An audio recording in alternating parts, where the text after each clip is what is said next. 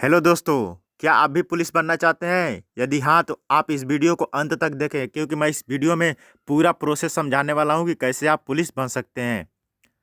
तो गाइस, इस वीडियो में यूपी पुलिस कांस्टेबल के बारे में बात करूंगा कि कैसे यूपी पुलिस में आप कांस्टेबल के पद पे ज्वाइन कर सकते हैं।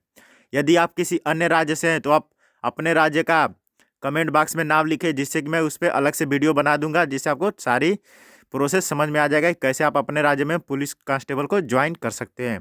तो गाइस, चलिए वीडियो को आगे शुरू करते हैं। सबसे पहले मैं बता दूं कि मैं इस वीडियो में किन किन टॉपिक्स पे बात करूंगा। सबसे पहले मैं क्वालिफिकेशन की बात करूंगा कि क्वालिफिकेशन आपकी क्या होनी चाहिए यूपी पुलिस कांस्टेबल को ज्वाइन करने के लिए। एज लिमिट की बात करूंगा, फिजिकल स्टैंडर्ड के बारे में जिसमें हाइट आती है, चेस्ट आती है, वेट आती है, ये सब मैं बात करूंगा। फिर सिलेक्शन प्रोसेस की बात करेंगे, एग्जाम पैटर्न कैसा होता है ये देखेंगे, सिलेबस के बारे में बात करेंगे। फिर पीईटी अर्थात फिजिकल इफिशियंसी टेस्ट में क्या होता है ये देखेंगे। फिर मेडिकल टेस्ट कैसा होता है, सैलरी कितनी मिलती है, और अंत में मैं बात करूंगा कि आपका प्लान क्या होना चाहिए, यानी स्ट्रेटजी क्या होनी चाहिए यूपी पुलिस कांस्टेबल को ज्वाइन करने के लिए। तो गाइस, सबसे पहले हम क्वालिफिकेशन की बात करें तो आप 12 पास या फिर इसके इक्विवेलेंट कोई कोर्स किए हो तो आप इसके लिए एलिजिबल हैं, यानी 12 पास होने चाहिए कम से कम, या फिर इसके इक्विवेलेंट कोई भी कोर्स किए हो। और आपको इसमें किसी एक सब्जेक्ट से मतलब नहीं है, आप किसी भी स्ट्रीम से हो आप इसके लिए एलिजिबल है, चाहे साइंस हो, आर्ट्स हो, कॉमर्स हो, इससे कोई मतलब नहीं है। बस आप 12 पास होने चाहिए या इसके इक्विवेलेंट कोई कोर्स किए हो तो आप इसके लिए एलिजिबल हैं। अब हम लोग एज लिमिट की बात करें तो जितने भी जनरल मेल कैंडिडेट अर्थात जो जनरल कैटेगरी से आते हैं और पुरुष हैं, उनके लिए एज लिमिट है 18 से 22 वर्ष, यानी 18 से 22 वर्ष के बीच में आप आते हैं तो आप इसके लिए एलिजिबल हैं। वहीं जनरल फीमेल कैंडिडेट हैं, उनके लिए 18 से 25 वर्ष तक का समय होता है। जनरल फीमेल मतलब जितने भी महिलाएं हैं और जनरल कैटेगरी से आती है, उनके लिए 18 से 25 वर्ष का समय मिलता है। और जितने भी अदर कैटेगरी के हैं, जैसे SC है, ST है, या फिर OBC, उनको कुछ एज में रिलैक्सेशन मिलता है। अब हम लोग फिजिकल स्टैंडर्ड की बात करें तो जितने भी जनरल OBC और SC कैटेगरी से आते हैं और पुरुष हैं, उनके लिए मिनिमम हाइट 168 सेंटीमीटर होनी चाहिए। और वहीं जितनी महिलाएं हैं उनको 152 सेंटीमीटर हाइट होनी चाहिए। और जितने भी ST कैटेगरी में आती हैं और पुरुष हैं, उनका मिनिमम हाइट 160 सेंटीमीटर होना चाहिए। और जितने महिलाएं हैं और ST कैटेगरी में आती हैं, उनका कम से कम हाइट 147 सेंटीमीटर होनी चाहिए। अब हम लोग चेस्ट की बात करें तो जितने भी मेल कैंडिडेट हैं यानी पुरुष हैं, किसी भी जनरल OBC या SC किसी भी कैटेगरी से हो, तो कम से कम उनका चेस्ट अर्थात छाती 79 सेंटीमीटर होनी चाहिए और 5 सेंटीमीटर फूल कर होना चाहिए, यानी 79 मिनिमम और 84 मैक्सिमम होना चाहिए। और जितने भी ST कैटेगरी के आते हैं उनके लिए कम से कम 77 सेंटीमीटर चेस्ट होनी चाहिए और 5 सेंटीमीटर तक फूलना चाहिए।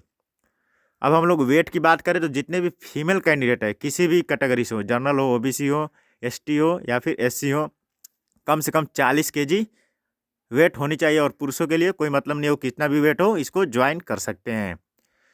अब हम लोग सिलेक्शन प्रोसेस की बात करें तो 3 स्टेप में सिलेक्शन होता है। सबसे पहले तो रिटन टेस्ट होता है, उसके बाद आपका PET जिसे फिजिकल इफिशियंसी टेस्ट बोलते हैं वो होता है, फिर मेडिकल टेस्ट होता है, उसके बाद आपकी ज्वाइनिंग होती है।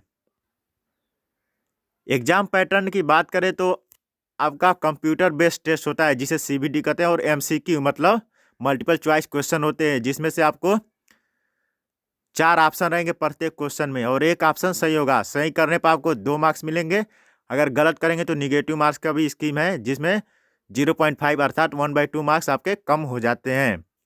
टोटल 150 क्वेश्चन होते हैं, जिसमें जीके के 38 क्वेश्चन होते हैं, न्यूमेरिकल एबिलिटी के भी 38 क्वेश्चन होते हैं, और वही रीजनिंग एंड जनरल एबिलिटी जिसे रागा कहते हैं 37 क्वेश्चन होते हैं, और जनरल हिंदी के भी क्वेश्चन होते हैं जिनकी संख्या 37 होती है। अब हम लोग सिलेबस की बात करें तो मोटा मोटी सिलेबस ये है कि जनरल हिंदी से क्वेश्चन आते हैं, जनरल अवेयरनेस से आते हैं, हिस्ट्री से आती है, करंट अफेयर से आती है, इकोनॉमिक्स, कल्चर, और जो कुछ इंपॉर्टेंट डेट्स है जैसे वायुसेना की स्थापना दिवस, इस तरह के कुछ डेट्स होती है, उस टाइप के क्वेश्चन भी आते हैं। और मैंने पहले ही बता दिया है कि टोटल 150 क्वेश्चन होते हैं। अब हम लोग PET की बात करें कि फिजिकल इफिशियंसी टेस्ट में क्या होता है, क्योंकि जैसे आप रिटन एग्जाम क्वालिफाई कर लेते हैं उसके बाद आपका PET अर्थात फिजिकल इफिशियंसी टेस्ट होता है। इस PET में जितने भी पुरुष हैं उनको 4800 मीटर अर्थात 4.8 किलोमीटर की रनिंग करनी होती है, जिसमें उन्हें मैक्सिमम 25 मिनट का समय मिलता है।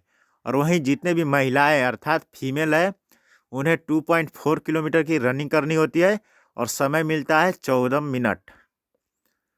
अब हम लोग मेडिकल टेस्ट की बात करें तो इसमें आपका आँख का, दांत का, पाइल्स वाइल्स, फिर यूरिन भी चेकअप होता है। ये रही और भी बहुत सारी चेकअप होती है, लेकिन मोटा मोटी ये है कि जो आपको ये चेक किया जाता है कि आप फिजिकली फिट है या नहीं, इसी को मेडिकल टेस्ट बोलते हैं।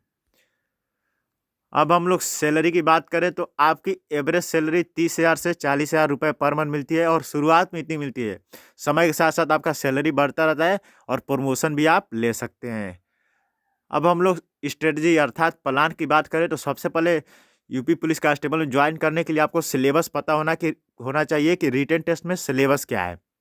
आप अपने सिलेबस को देखिए, ध्यान से पढ़िए सिलेबस में क्या क्या है, उसके अनुसार आप रिटन टेस्ट के लिए प्रिपरेशन करिए और साथ ही रोज़ सुबह सुबह रनिंग कीजिए, जिससे जिससे कि आप 4.8 किलोमीटर कम से कम 25 मिनट में उसको क्वालिफाई कर पाएँ। क्योंकि आप रिटन टेस्ट में यदि फर्स्ट रैंक भी लाते हैं और रनिंग को कंप्लीट नहीं कर पाते हैं तो आपको एलिजिबल नहीं माना जाएगा यूपी पुलिस को ज्वाइन करने के लिए। तो गाइस इस चीज़ का ध्यान रखते हुए आपको रोज़ सुबह प्रैक्टिस करना है रनिंग का और साथ ही रिटन टेस्ट का भी प्रैक्टिस करना है, जिससे कि आपसे आगे कोई ना निकल जाए, आप ही इसके लिए भर्ती हुए, आप ही इसको ज्वाइन करें। तो गाइस यदि आप किसी अन्य राज्य हैं यूपी को छोड़कर तो आप कमेंट में बताइए, मैं आपके राज्य पे एक अलग से वीडियो बना दूंगा। तो गाइस एक बार प्रोसेस की और बात करें कि सिलेक्शन प्रोसेस क्या होता है, तो सबसे पहले रिटन टेस्ट होता है, उसके लिए आपको ऑनलाइन आवेदन करना होता है। रिटन टेस्ट के बाद आपका होता है पीईटी अर्थात फिजिकल इफिशियंसी टेस्ट, उसके बाद आपका होता है मेडिकल टेस्ट और फिर उसके बाद एक मेरिट बनती है, मेरिट में आपका नाम आता है तो सीधे आपकी ज्वाइनिंग हो जाती है। उसके बाद आपका बेसिक ट्रेनिंग चलता है, सैलरी मिलती रहती है। गाइज मैंने पूरा प्रोसेस बता दिया है। अब गाइज आपको एक काम करना है कि मेरे चैनल को आपको सब्सक्राइब करना है, मैं इस तरह के वीडियो लाता रहूँगा। यहाँ जो लाल बटन होगा आपके मोबाइल में वहाँ पे इसको दबा के सब्सक्राइब कर लीजिएगा। मिलते हैं गाइज नेक्स्ट वीडियो में, तब तक के लिए जय हिंद।